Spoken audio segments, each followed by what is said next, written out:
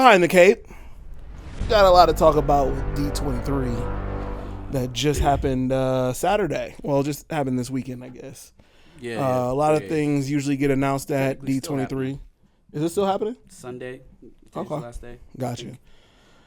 Yeah, it's kind of like Disney's event where they announce all their upcoming projects and whatnot, and they announced a good amount of stuff.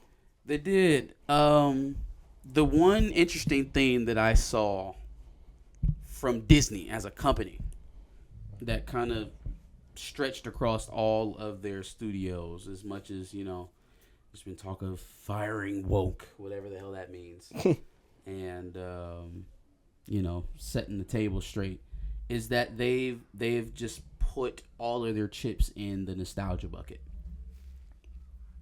Disney is either at the end of this kind of reorganization or this regime of new films. By the end of it, they will either have put a nail in the coffin of a lot of their keynote titles. Because, I mean, they went back to the well, man. They went back for a lot of recent successes to pull back out.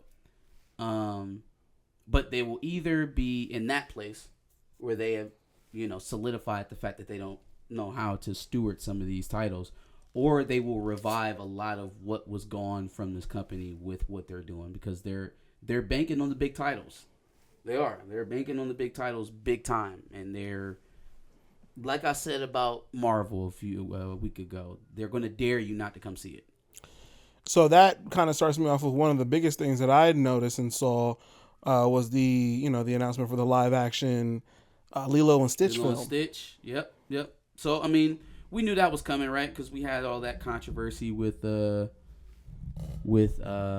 Bubbles being Courtney B. Vance instead of Ving Rhames. And, it was the whole, oh, man, there's the very, very pale actors playing and whatever. Yeah. So, we knew that was coming, but we did get a first look at what Stitch is going to look like. I think they did do a little bit of a promotion as well, where, like, Stitch was supposedly running around backstage, messing stuff up, and they played the effects on the lights. Mm-hmm. I think it'd be an experience to actually be in a D23. It's unfortunate that I'll never be nice enough to get an invite to one of those things. Sure. But, the experience did look pretty cool.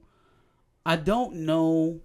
The animation for me was very up and down, right? Like, there's going to be spots in here when we're talking about either live action or Pixar where stuff looks okay, and then there's going to be spots where it just doesn't look all that good, and I continue to struggle with who to blame for that. Mm-hmm. We know VFX artists are crazy overworked, and it hasn't seemed to have really lightened up all that much. Yeah. Especially in these industries, right? Your sci-fi, your superhero type of studios, they're insanely overworked. And so, that'll actually be interesting, because I'm thinking, okay, yeah, there's Stitch. There's way more CGI that they're going to have to do. It's basically all CGI outside of the aliens, the spaceship. Well, I mean, there's going to be a lot of practical. They're in Hawaii. Yeah. So they don't have to do too much. That's true. But, but with a lot of the character, there's going to be a lot of CGI in it because of everybody that's involved. Yeah. So Stitch looks okay. May do okay. As long as they don't, have anything too out of whack happening with the script. You could be very basic with that movie, and I think you could please a lot of people. It's going to be kind of hard for them to mess that one up, to be honest with you. Yeah, no, I agree. The one I seen, or one of the first ones I saw, was Toy Story 5. We talked about that before. Nostalgia Lean. And then the concept that they're going with Toy Story 5 is very interesting, going the whole, man versus technology, or toys versus technology, I should say, for Toy Story 5. I feel like in the last two Toy Story movies, 4 and 3, they kind of struggle with getting us a meaningful plot point, especially in 4. Now, 3, I think, hit home for a lot of the older Toy Story audience. Right. Because it was kind of like, hey, yo, we never really did get to see Andy grow up and like become a man. And now it's happening. Really have to put his toys away. Yo, this shit is really sad. So it's like a really coming full circle moment for people who were raised on Toy Story. Mm-hmm. I think 4 was the first sign that was starting to wear thin, because once you kind of retire the concept of Andy, well, now the ties, those emotional ties, are not there. Now you're beholden to pitch this to a brand new audience, and it's tough now, right? Because you got to start telling new stories. Yeah. Toy Story 4 was the first sign of them maybe not having a clear vision on where to go. This is a direction, right? It certainly is a somewhere to go. I don't know, because I'm like, what's gonna happen? You know, somebody gonna put their tablet down and start picking up Woody? It's just not. How are they gonna make it realistic without making it like dreadful for the 90s kids, which you've proven that you still need to make this movie successful. So isn't that low-key Wreck-It Ralph? But Wreck-It Ralph, well, I mean, kinda, but Wreck-It Ralph himself was technology. Like, the things, Toy Story literally is anti-technology. Yeah, okay, that's fair. It is promotion for dexterity versus gluing yourself to a screen. It is actual toys that you use to get down on the ground and play with, and had to have some sort of imagination to play with versus screens. Yeah, for sure. So I mean, I guess in theory, it is not a bad concept to go with. It is odd for Star Wars for a Toy Story. Mm-hmm. I don't know. I think they should probably retire the Toy Story well soon before it gets a little bit too drawn out. Yeah, you can stop trying to milk everything out of a. I'm just saying, out of a series. Nostalgia works both ways. Yeah, it'll get you back in the seat, but if you don't live up to the memories past, you start working backwards on that brand recognition. It soils my nostalgia for the old stuff. Exactly. And then Snow White. So, it's been a while since we talked about Rachel Ziegler's Snow White. Mm-hmm. Lot of things going on here, and it's funny because a lot of it got brought back up with the footage of Snow White coming out of D23, especially with, most notably, Peter Dinklage. Did you know that he didn't want them to have? He didn't want Disney to have dwarves at all in Snow White. Apparently, I thought his criticism was that they were doing the hodgepodge dwarves, and that took away jobs. No. Mm-hmm. It was offensive to him, and so I guess apparently he's the only little person that's allowed to work in Hollywood. Yeah. So like, yep. If we have a merry bunch of little people acting as dwarves in Snow White, of all things. Yep. Like one of 2 American titles I can think of on the top of my head that's specifically made for little people. It's either Willy Wonka or it's fucking Snow White. But now Peter Dinklage has convinced Hollywood that it's I don't even know what you would call it. It's not racist. Is it ableist? Offensive? Or, yeah, I mean, I guess. Sizist? Heightist? I think it is actually ableist. I guess that technically it's. I don't know. So it's ableist to hire little actors for roles for little characters, or diminutive or small or whatever the proper language is, because Peter Dinklage is offended, folks. Even though he's played every little character in every movie since he started acting. Since he was Tyrion Lannister, anytime there's been a little person on screen that's not black, that can't be played by what's Bad Santa Friday? What's his name? Tony Little, or Vernon Troyer, who's gone now. Who's gone? R.I.P. Well, dude is gone too, isn't he? It's not Tony Little. It's that's crazy. That I went to Little. It's Tony something though. You know what I'm talking about. If it's not those 2 guys, it's Peter fucking Dinklage. If he's British, good night. It's Peter Dinklage. No one else has a chance. Yeah. I volunteer as the one actor. I will be all of the 7 dwarves. I will be everyone's little person. I will do the motion capture and the voiceovers for all 7 dwarves because this is offensive. Because it's offensive. Only I can be I am the one true dwarf. But anyways, so he does that. Disney gets freaked out because, I don't know, they're afraid of Peter Dinklage for some reason. They do the hodgepodge dwarves where, they're tall people, short people, black Tony people. Cox is his name. What is his name? Tony Cox. Tony Cox. There you go. I said Tony Little. Insane. Yeah, ableist. Insane. They scrapped that idea because obviously that was horrible looking. And then they had, what happened after that? Oh, Rachel Ziegler keeps putting her foot in her mouth. Yes, this is going to be your traditional Snow White, blah, blah, blah, blah, blah. She's not going to be falling in love or doing any of that nasty stuff. Ugh, ick. Yeah. Man, gross. No stalker, Prince Charming. Ugh, no. Ick. Ick. Women can be Prince Charming. She's going to be a girl boss. She's going to be girl boss and become the leader of the 7 doors like she was always destined to be. So, yeah, that didn't go over well because, Snow White is literally a fairy tale. It's supposed to have nonsensical, over-romanticized themes because it's a fucking fairy tale. Maybe she didn't get that memo. It was also very weird that they cast Gal Gadot to be the queen. Again, it seems like nobody remembers the story of Snow White. The queen is ugly. The queen has to steal youth from other people to stay somewhat beautiful, and even at that point, she's not more beautiful than Snow White. Her own mirror tells her that. That's the whole point of her trying to put Snow White in a hole. Now, you want me to get on TV and look at Gal Gadot and her Zionist self, and Rachel Zegler and her, ew, yuck, romance. Men, gross. Fairy tales, ick. And say that, oh yeah, no, for sure. Rachel Zegler clearing Gal Gadot, for sure.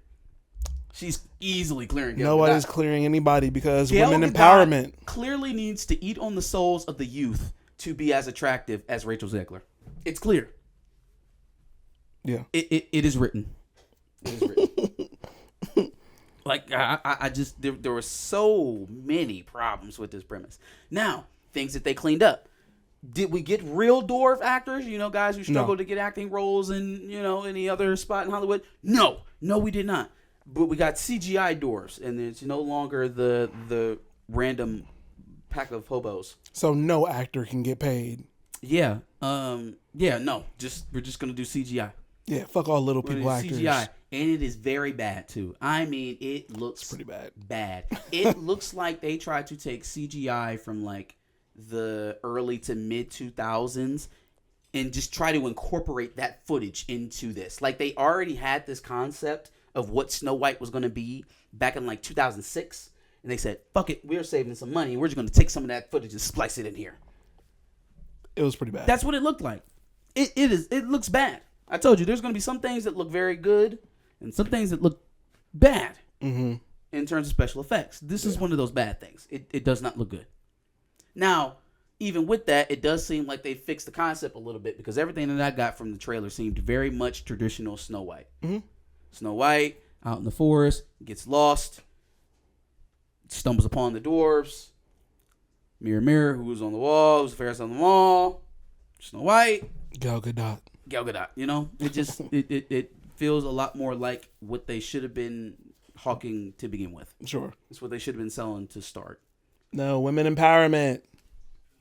All women are beautiful. Because women can't be empowered in stories where they are loved and sought after and made to be the focal point of the entire film. I just don't like women used to want to be princesses and fairies. Maybe I sound old or antiquated. It just feels like women used to aspire to be that, that archetype, that pretty princess.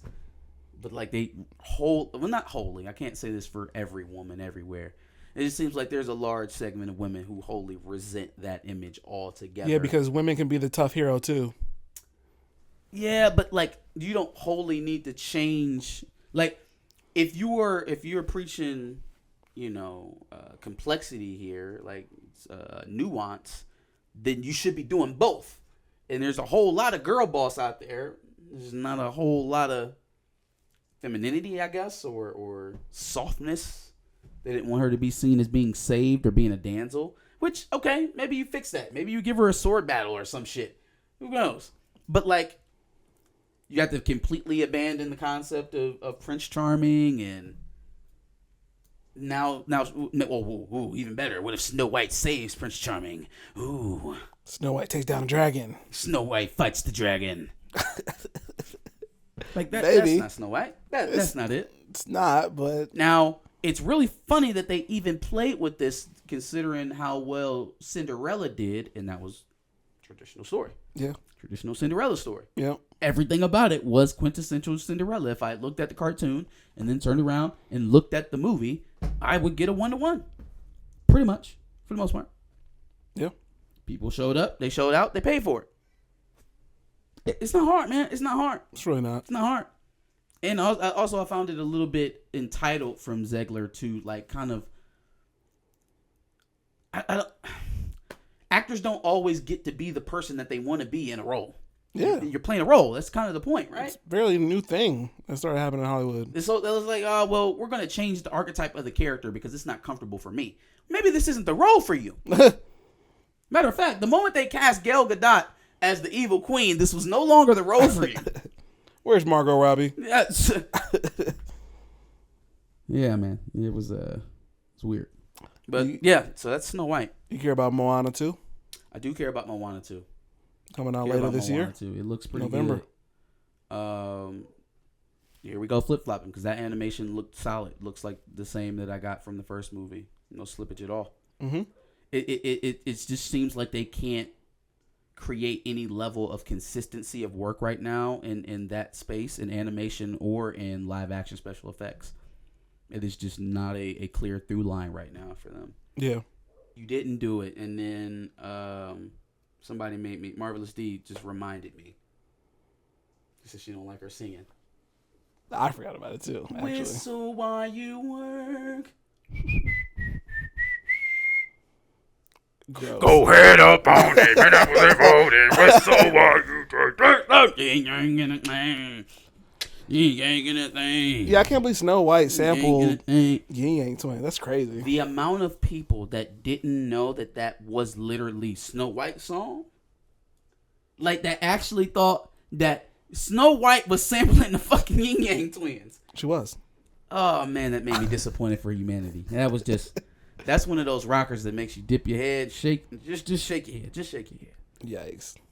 God damn it, humanity. Yikes. All right. Any other thoughts or any thoughts on the Invincibles 3 or Frozen 3 I don't announcements? know who the hell the Invincibles 3 is, but I'm definitely going to go see Incredibles 3. Jesus. I'm here Incredibles for 3, Incredibles yes. I haven't seen the Incredibles since watching Invincible, so like, sorry. You haven't seen what now? I haven't seen the Incredibles for the last time I seen the Incredibles was way before I've seen Invincible. Yeah. Okay, that's a better way of saying that. I was about to say, that was weird. Yeah, long before.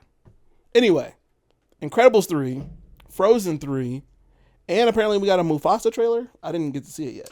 Yeah. So let's deal with the Disney animation stuff first. So Frozen and Incredibles. I think Frozen 2, I don't know how that one performed.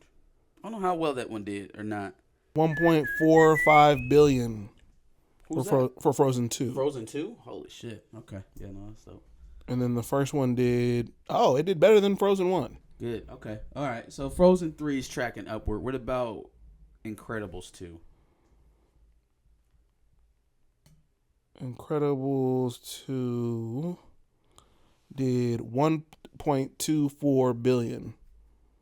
Damn. I ain't know Incredibles 2 made $1 billion. God damn, these kids movies, man. But the first Incredibles did half of that, 631 million. Which I don't really count against it. The first one came out in like 2004 or something like that. Exactly. So yeah, there was no $1 billion movies except for like Titanic. Yeah.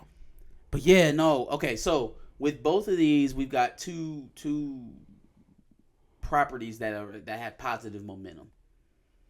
I don't think there's really much risk of them fumbling on either one of these, honestly, because it's something that they've already been successful on in both regards, Pixar and Disney Animation on both of those respective titles. I think on Frozen, they were mentioning that some of the mysteries from Frozen 2 are going to get explained in Frozen 3, so that'll be a nice continuation of the second installment. With Incredibles, I wonder if we're going to do a time jump. I wonder if the kids are going to at least be like in college by now, or because Flash was, or is this Flash or Dash? It's Dash. It's got to be Dash. They couldn't call him Flash. Dash and Violet were both in high school when we were watching Incredibles 2. Dash had just started doing sports. Violet had, started dating. Jack was walking. He got his powers in. Mm-hmm. So, we've been progressing. We should get a talking Jack. Should be old, or just Jack now. No more Jack. That was the baby stuff. He's just Jack now. No, bro. He probably should be the most powerful Incredible by now as well. Yes. Even in his young age. Flash is probably Dash is somewhat of a rebel by now, I'm thinking. Probably gets in a lot of trouble at school. Violet's a scholar. I'm excited for Incredibles 3. I like Incredibles 3. I'm talking myself through the concept. I like it. Let's do a nice little age bump. About let's give us 7-8 years from the last movie. I think that'll suffice. 7-8 years? That's about right. Was he in high school or was he in elementary school? Or not elementary school, junior high. Like middle school. I guess it could have been middle school, but even if it was middle school, that's close enough that with the time jump, it'll still put him in college. That's fair. And then the Mufasa trailer, were you able to see that one? Yes, I did. I did not see it. I was kind of weary of what they were going to do with this movie. I couldn't until we got the title. I didn't really know who was going to be the main character in this movie. Cause it kind of seemed like they were going to be centering Scar for a minute, and then when they named the title Mufasa, I was like, all right, well, obviously they're kind of going away from that. But Scar is still going to be in the movie, and I think Scar had a different name back then. Or maybe we didn't see Scar in the previews. I don't know. It was a little bit confusing. Because Mufasa was running around with this younger white lion.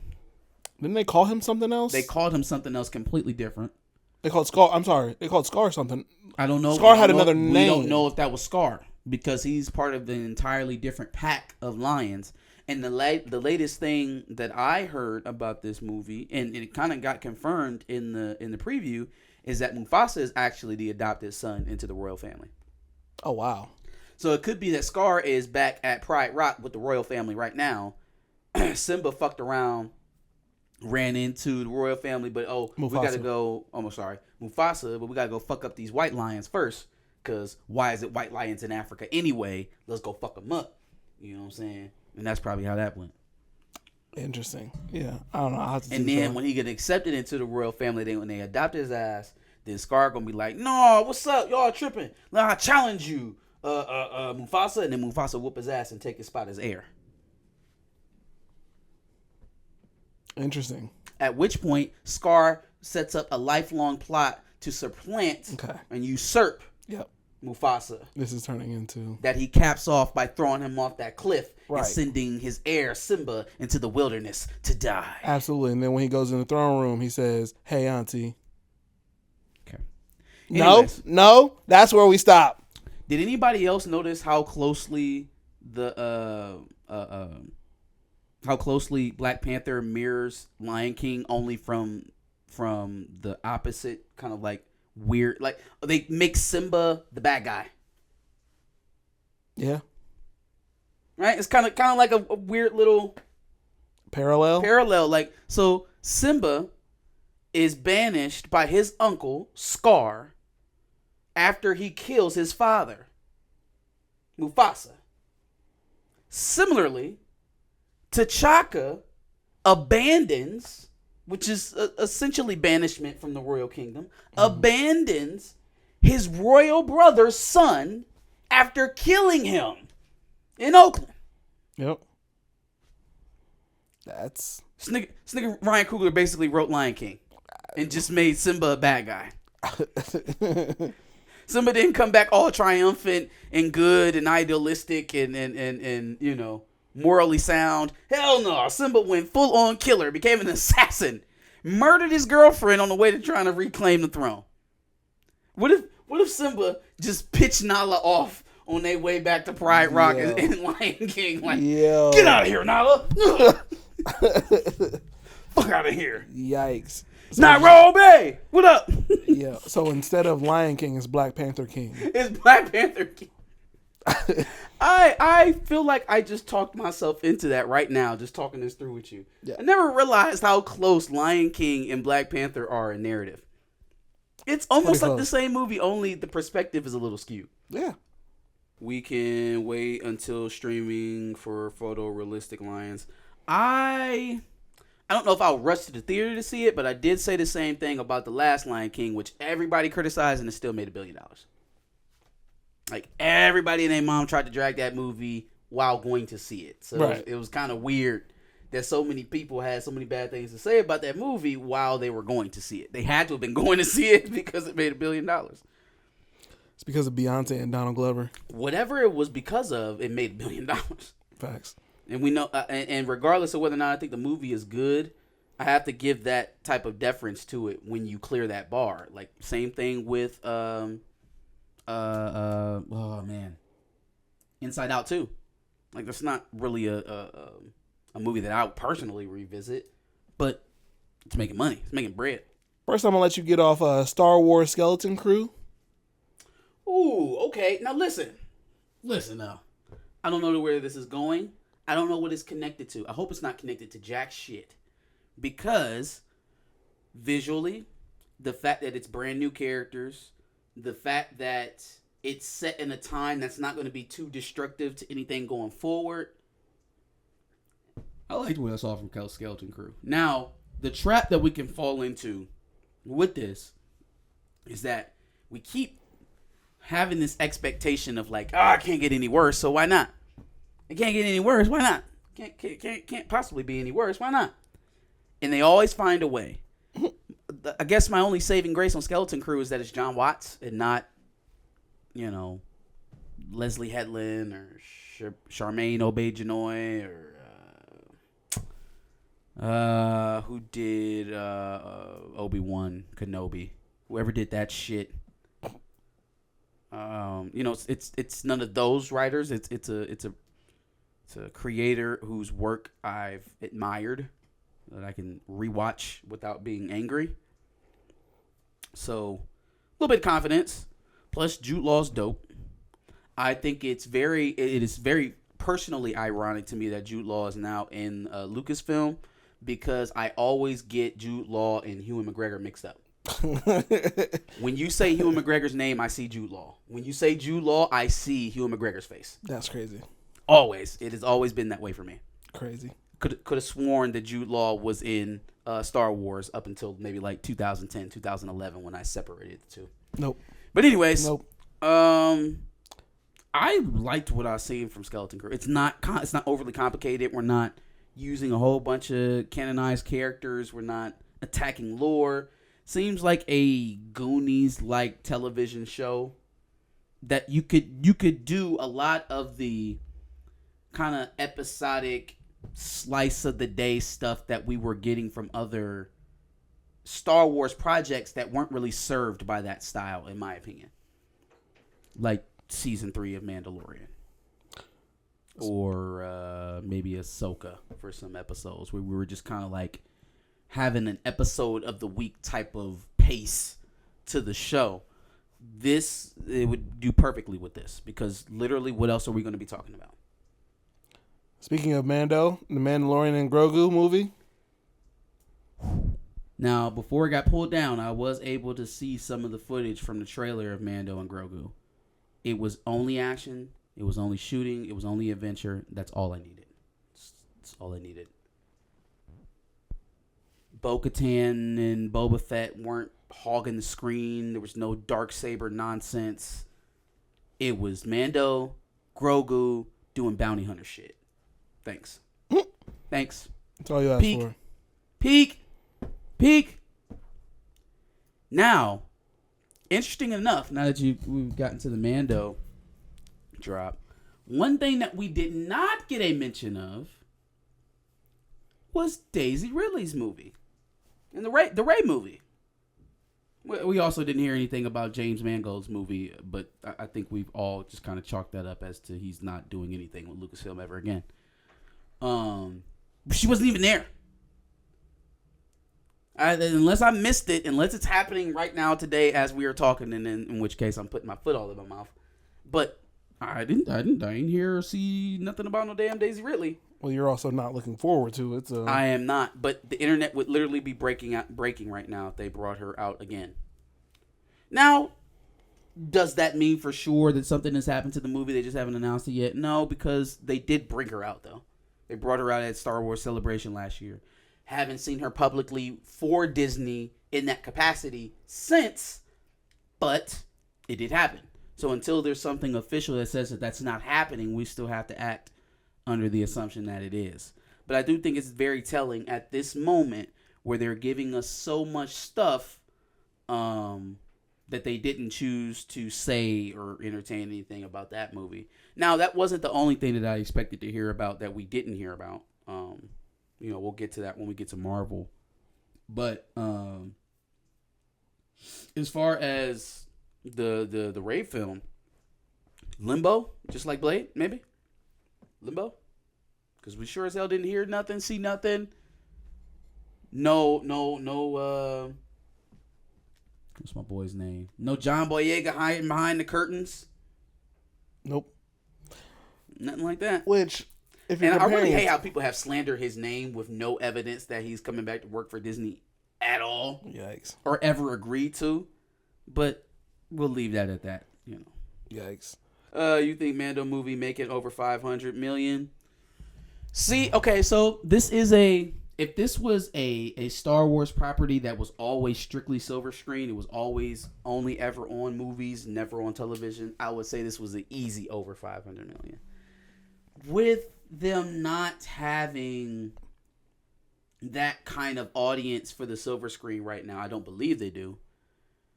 It makes me a little nervous. Now, even with that, even with some of the recent failures we've seen from Disney Star Wars, I don't think they've made, with the exception of Solo, obviously. But the rest of them, Rogue One, all of the episodes 7, 8, 9, all of that didn't get anywhere near 500 million. That was all billion and up, if I'm not mistaken. So that would be a precipitous drop for what I would consider to be the most popular thing post episode 9 in Mando. If I had to give it a number, I'd say 850 is where I'm shooting for it right now. 850 feels like a good number for a streaming service series turned major film. I would be inclined to agree, and I'll tell you why. I think Grogu as Baby Yoda is much more recognizable as Baby Yoda to more casual people who would be going to see that movie. Mm. And I think if they sold it as Mandalorian and Baby Yoda, which is not accurate, obviously, but I think it would sell a lot more. You mean if they literally put the name Mando and Baby Yoda? Right. I think if they did that, it would, because it's name recognition for some people. Because casuals wouldn't know him as Grogu. Yeah. So, obviously not doing that, I think word of mouth will trickle out that obviously this has something to do with Baby Yoda. Or maybe trailers will point it out for people.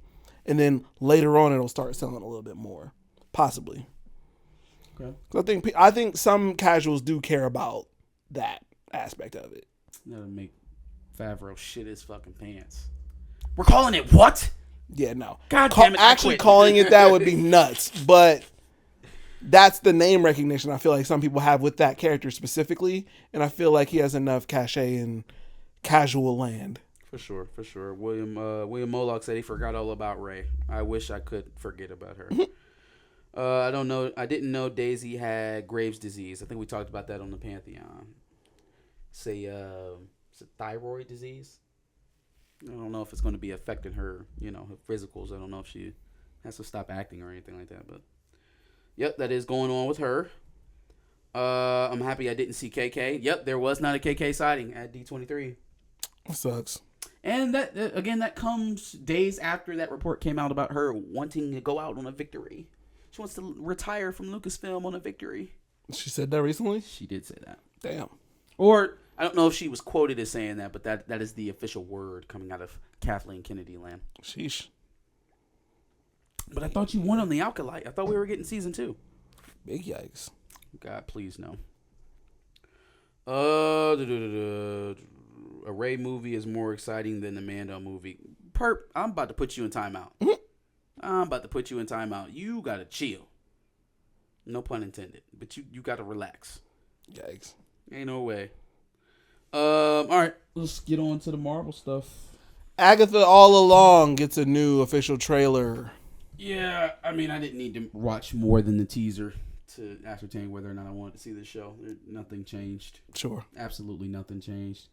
There was some reports that Immortus was going to show up in Agatha All Along. Oh, I did write that down. Yes. He was going to be the author of the Darkhold. Yep. Which I don't see why that couldn't stand. Like, why that couldn't just be. And even if you weren't going to show Jonathan Majors in him as the role, like, why was it? It's going to be this fat ass shoehorn right in the middle of your narrative forever if you don't just handle it. Like, the quicker you get it out of the way, the better. Mm-hmm. So if you can sew this whole thing up in Agatha, why not do that? But pretending like it never happened is the stupidest thing you could ever do. Pretending that you didn't just make us watch this 20 project arc that was phase 4 of nothing now. and don't even attempt to try and sew it up. This is not. They're going to get to a point and they're going to add dialogue that explains Kang is doing something in the back. Yeah, Kang in the back washing dishes. Yeah, Kang in the back frying chicken. You know you're black, Kang. Yikes. Kang sitting in the corner with his thumb up his butt. Kang starting a TVA in the other room. He wanted me to let you know. Treated this man like Judy. Yikes. All right. Daredevil Born Again snippet. I didn't see that either. Damn, why is there no link? Oh, they might have just shown it, but there's no film of it. Daredevil Born Again snippet. Oh, I seen that trailer. That looks amazing. Does it? Daredevil Born Again. Oh, leaked on the internet. Amazing. Oh my god. Feel free to search because we won't be embedding the trailer for this one. They brought back Foggy. They brought Trash. back the lawyer lady he was messing around with. They brought back Kingpin. They brought back Bernthal as Punisher. I mean, it from the trailer, if I would have seen the trailer for Daredevil on Netflix and then watched Daredevil Born Again trailer, it just looks like season 3 of Daredevil from Netflix. That's all it does. It just looks like there is season 3. Okay. Again, goes to show you if they care, if they actually want it to mirror something, if they want to get it right, they can. Yikes. Anything else is just negligence. Clear and simple. Chill wanted to know if we skipped the Wonder Man news. Did you hear any Wonder Man news? No. I ain't hear shit about Wonder Man. No. I ain't heard a damn thing about Wonder Man. Could it be? Is it canceled? Even though it's already shot, right? It's supposed to be done. Yeah, it's done. They told us it was done. Yep. This shit's supposed to be coming out in 2025. Yep. I ain't hear a damn thing on Wonder Man. And now that they've let D23 go by, I don't think there's another con or festival. It'll be their investor day at the beginning of the year. Or at the beginning of the next fiscal quarter. Or Q1. Probably be Q1. Q1 of 2025 is when Disney Investor Day will be. But I think Wonder Man is slated to premiere in Q1.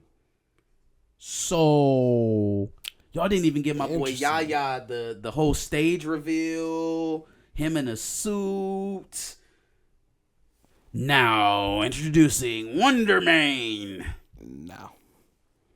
That's you crazy. Get nothing. You get absolutely nothing. That shit is crazy. Yikes. Fantastic Four first step snippet. More of Pedro looking like Pedro. Pedro looking like Pedro. It's not gonna do it. It's not gonna do it. And I hate to be the sourpuss in the room about Fantastic Four, but their suits suck. The suits suck. Yeah. The suits suck. They do. They suck. Now, do I expect those to be the same suits we see Fantastic Four in the MCU with, or in Battle World and Secret Wars? No. They'll probably change it. But this whole time period thing that we got going on with Fantastic Four, one of the byproducts is going to be that the costumes suck. And the costumes are going to fucking suck. In which they were very plain, very hard to mess up. In the first place, they're literally just spandex with a 4 on the chest. It's how do you mess that? How do you mess that up? Simple. Terrible. Looks terrible. Looks awful. And I'm gonna be honest. Unless there's going to be some sort of body transformation happening because of the radiology, going into that cloud where they got their powers, Johnny don't look the part, man. Johnny doesn't look the part. I'm telling you, he does not look the part. He still looks like that frail, nerdy guy from Stranger Things. He looks like he took the Robert Pattinson attitude towards the workout regimen for one of these roles. Like, fuck it. Yeah, because nerds are cool. I don't want to work out 5 days a week. Nerds are cool. I don't want to pay a personal trainer. Yeah, forget that. Protein, keto, Football. I'm making these niggas play football. Football. But no, yeah, man. I don't I'm know cross country. how seriously he took the physicality of the role. Which, again, not a very hard bar to clear for Johnny Storm. You just look reasonably athletic. Look as though you are playing an athlete in whatever movie you're acting in, and you'll probably clear the bar. It's not very hard. Yeah. It's not like Johnny Storm is super strong. Didn't have to do a lot, bro. Just, get some push-ups in. Get that bird off of you. Michael B. Jordan didn't do all that much, I feel like. Yeah, but he filled the suit a lot better than this guy. Yeah. I believe we just got another update about Blade that it's currently in limbo. Oh, my God. They are getting ready to cancel Blade, yo. Just don't announce it. They're about to cancel it. Don't make an announcement. How embarrassing. You know what I think it is? Maybe Mahershala has already walked away, and he just kind of allowed them to do it on their own timeline. Like, y'all can tell motherfuckers I'm not playing Blade at any moment, whenever y'all want to do it. I can see that, especially since, the news of his other film. Makes perfect sense. Yeah, he's doing Jurassic Park. Yeah. Screw them. So yeah, like maybe he just has too much class to blast them the way that they deserve to be blasted. I can see that. But on Disney's end, what do you do? What do you do with that? Announce Wesley Snipes as the new Blade. You can't cancel Wonder Man and Blade at the same time, and then give me Ironheart. Wesley Snipes is back in the MCU. You mean cancel Blade, cancel Iron Man, even though it's already been shot, and give me Ironheart? Yeah. Yep.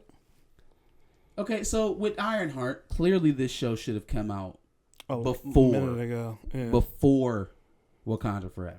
Mm-hmm. She's going back into her life the way that it should have been in Chicago and then at MIT, right? Instead of this, this crossover with Wakanda that shouldn't have existed in the first place. I barely even remember her role in that movie. Because she didn't need to be there. She shouldn't have been there.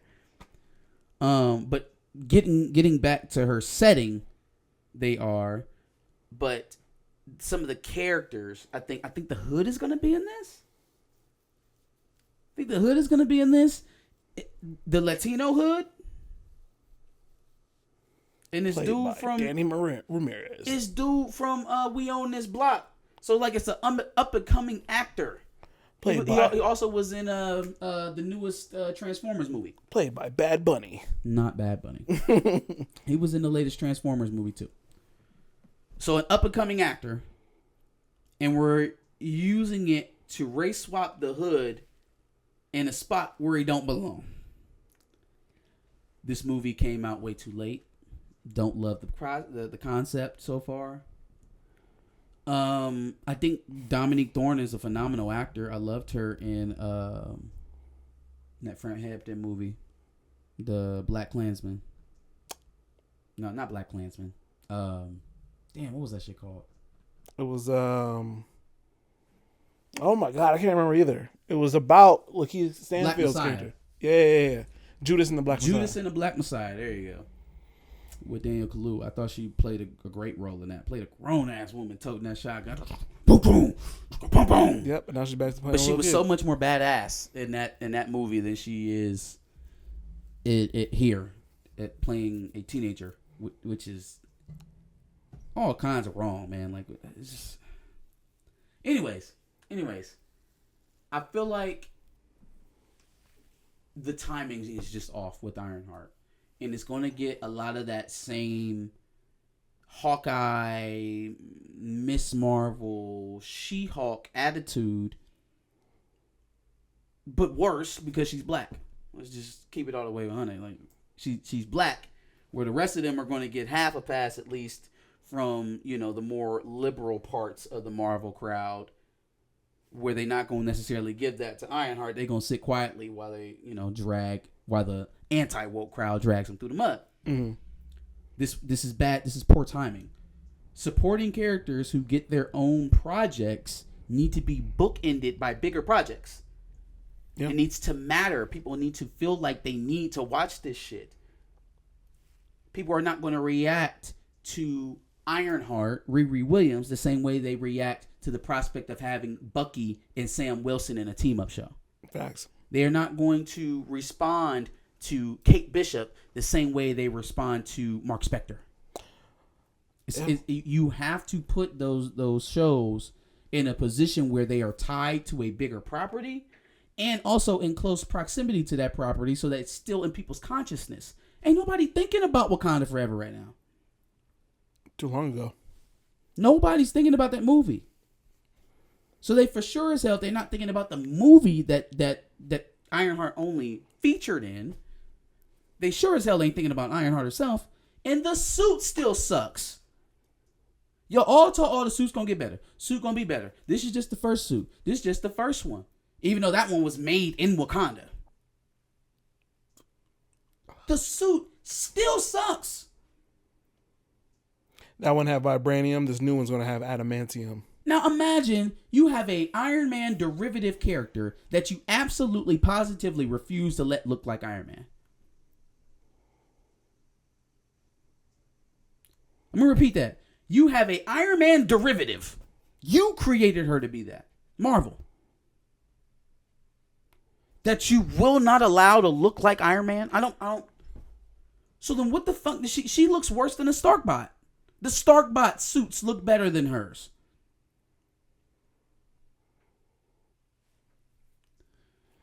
Frustrated with the Ironheart drop. They're very frustrated with the Ironheart drop. You know they don't want any black characters to thrive. They don't care about that shit. It's lazy. There's a bunch of oversights in it, and I can see all of that coming from the trailer alone. The early trailer. And I'm guessing we're starting with Riri's dad already being dead because I don't see him nowhere in the trailer at all. Father has already been killed. At least we don't have to watch it in TV, though. For all the things that you like to change about characters, you just can't give Riri a dad, I guess. Nah. Ryan Coogler's behind it, ain't he? And he is the executive producer. Oh, so you know damn well his daddy wasn't going to be. Yeah. You know damn well wasn't going to be no daddy in that show. You better, hey, mama, you better watch out, too. Whoever playing Riri Williams' mama in that show, you better hide your ass. That's crazy. You better bring Ryan Krispy Kreme donuts to every session. Every presser y'all do with Ryan Coogler, you better bring him a bag and a 40. It's called the Compton Special. The Compton Special is crazy. I mean, makes sense for the time. It being in the 60s, their suits should look like that, especially if they're going for like a Jetsons kind of vibe. Yeah, I still hate it, Perk. I hate it. Look, even if it makes sense for a 60s style period film, I hate the fact that it is a 60s style period film. Just unwarranted, unneeded. Disney is treating Blade like an Instagram model at her first Hollywood party. Yeah. Yep, pretty much. This is why I hope that he let them go. I'm hoping that you let them go. Like a kite string. Yikes. Anthony Ramos has upped the cam up. What? has up and I cam. think he was trying to say, you said he was up and coming, and Chill was saying he's already up and came. Oh, Anthony Ramos. Yes, yeah, okay, sure. He's already up and come. Okay. Yeah. If you say so. You say so. I mean, he's definitely gotten some leading roles. I would still call him up and coming because he's not the leading man in Hollywood or a leading man in Hollywood. He was in Twisters, bro. Anthony Ramos. Was he the lead? Twisters, the movie of the year. Movie of the summer. Sure. Will T said pause. I don't know what we're talking about. Captain America's suit sucked at first. You talking about First Avenger? I don't know. I was kind of fond of the First Avenger suit. Well, wait. Not if you're talking about the one that he wore when he was like doing propaganda Captain America, where he was doing like the stage shows and shit. Yes, that one looked weird. The one that he was actually going into battle with, the one that he fought Red Skull in, I thought that shit looked pretty badass. It was actually tactically sensical. Looked like military get up, just with stars and stripes on it. No, bro, he was talking about Sam Wilson's first suit. That's not Captain America. Shouldn't Reed be able to make advanced suits since he's, a genius? Boy, don't making too much sense there, Critical Mass. Making too much sense. Do you care about the Avatar movie? Was that everything in Marvel? Pretty much. There was no Wonder Man.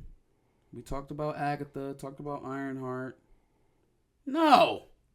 Hell no. What am I missing? We ain't talking about Thunderbolts. No. Okay. Thunderbolts. No. Okay. No. Thunderbolts. Avatar. No. Real quick before we move on to Avatar. The one good thing coming out of Thunderbolts, which I do think the entire movie is going to flop. I think that's going to be the biggest waste of money that they have in Phase 5. But the good thing that we did get out of that movie is that they are going to be fighting the Century. And the little clip that they had of him in the back, kind of floating in the air, you know what I'm saying, with the red background, that does give me some cause for pause. The only thing that doesn't make a whole lot of sense to me is that the only way that the Thunderbolts would be able to handle a character like the Century is if they nerf him. Nerf Century equals I don't give a shit. But I wonder who it's going to be. I do wonder who it's going to be. Yeah, it'll be interesting to see them roll that out.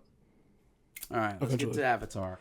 No, actually, I don't want to talk about Avatar now. I want to talk about Freaky Friday 2, a.k.a. Freakier Friday. Yo.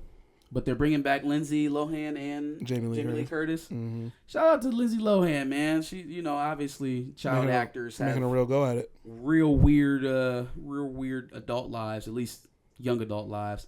Seems like you said, Lindsay Lohan's trying to make a go at a real comeback, and she's got a movie now with Disney. So I would say that, pretty much mission completed as long as she keeps doing something relatively consistent after this, which shouldn't be hard. So, agreed. Shout out to them. Freaky Friday actually was a movie that I saw with my mom and my sister in theaters when I was younger. I really wasn't all that disappointed. So, maybe a little bit of a nostalgia pull there for me. I'll watch it. I'm not going to pay movie money for it, but I will see it. Looks like they got a lot of the original cast. Yeah. Yeah. Chad Michael Murray, the girl who played Taina.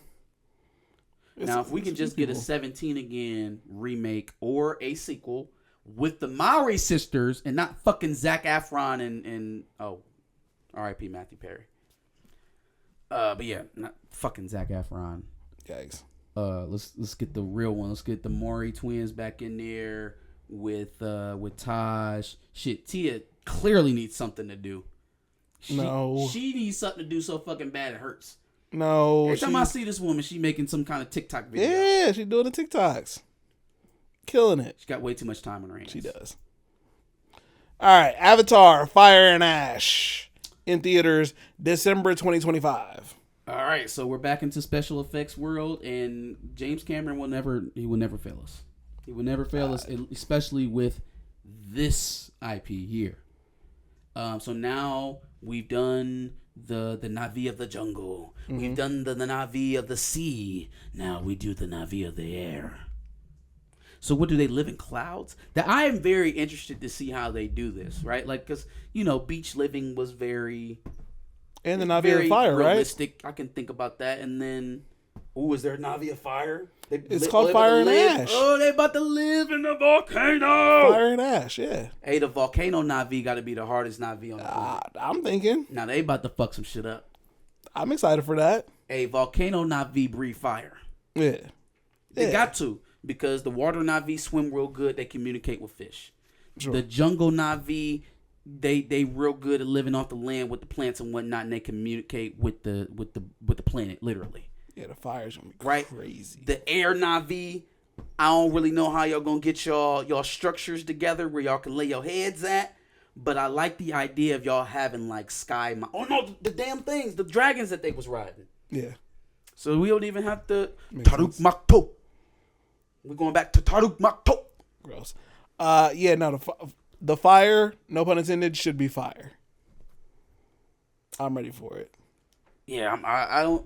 Well, it's gonna be the same old conflict, I guess, with Homeboy, the faux Navi, the fake clone Navi, the general. Yeah. I wonder if his heart is going to soften this whole reverse culture angle they got going on with his clone son. This fire tribe got to be some type of cannibals, which would be pretty crazy. I expect this film to be dark. Ooh, cannibals? Yeah, because how do you live in a volcano? I mean, if you live there, I would assume you're. Or if it's not a volcano, like, where are you living that's getting the fire? I don't want you to just go live in the jungle and be doing shit with fire. You copying the jungle Navi. Basically. We did D23. We have to do a whole actual other part of the segment. Yeah, I know. That was a lot. That was a bit.